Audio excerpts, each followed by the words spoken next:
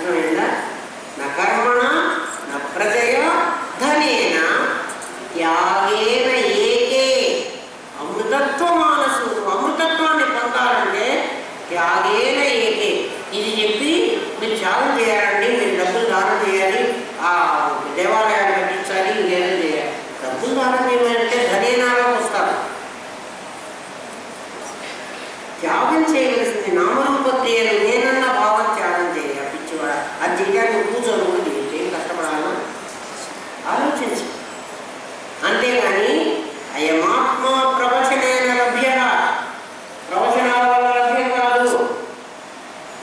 ఇంకా నా మేధయ, నీ మేధస్సుతో ఆలోచించితే అర్థం కాదు, పుస్తకాలు చదివితే అసలు అర్థం కాదు, కన్ఫ్యూజన్ ఒకటి వస్తావు.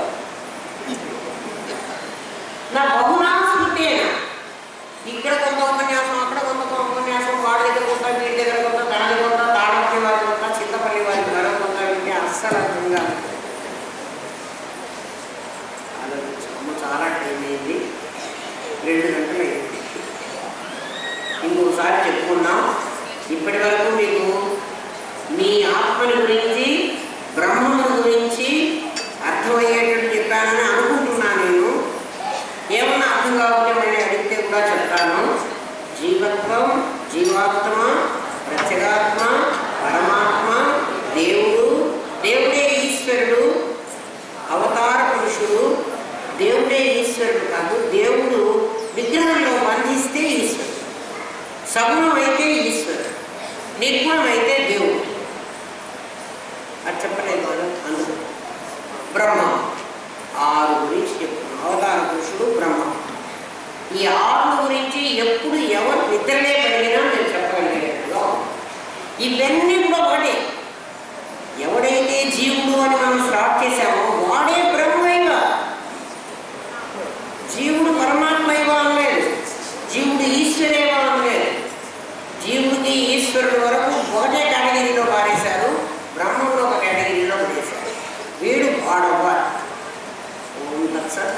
స్వస్తి ప్రజాపతిః పరిపాలయంతాం జ్ఞానేన మార్గేణ మహిం మనీష. ఓం బ్రాహ్మణేభ్యః శుభమస్తు. నిత్యం లోకాః సమస్తాః సుఖినో భవంతు. ఓం పూర్ణమదః పూర్ణమిదం పూర్ణాత్ పూర్ణముదచ్యతే పూర్ణస్య పూర్ణమాదాయ పూర్ణమేవావశిష్యతే. ఓం శాంతి శాంతి శాంతి.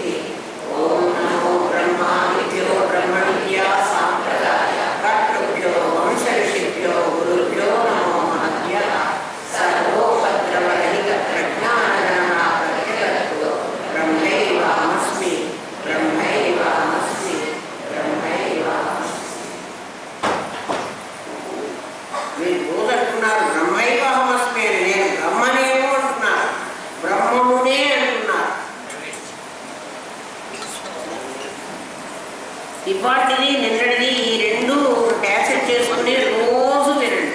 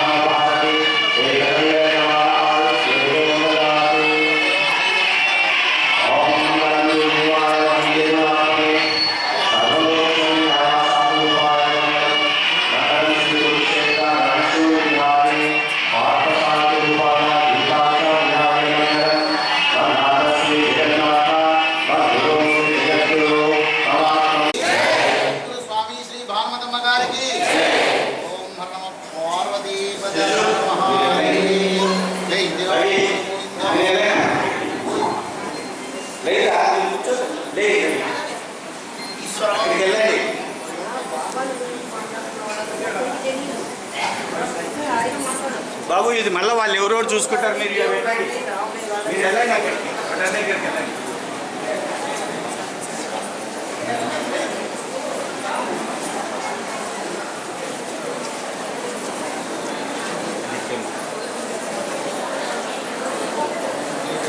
అమ్మా ఎవరైనా పాట పాడతామంటే రావచ్చు ఇక్కడికి. అమ్మ లింగం వచ్చిందా? సద్గురుదేవ పాట పాడతా చూడు. అమ్మ లింగమ్మ